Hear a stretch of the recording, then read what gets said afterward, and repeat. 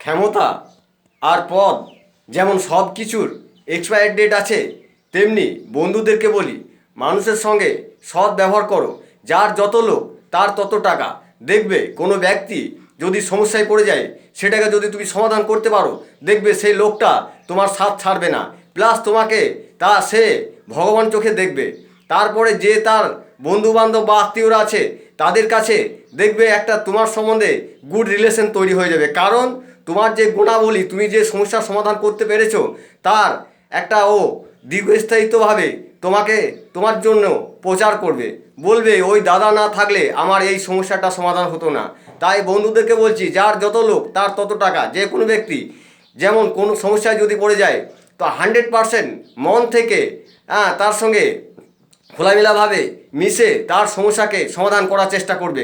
দেখবে ভগবান তোমার ভালো করবে।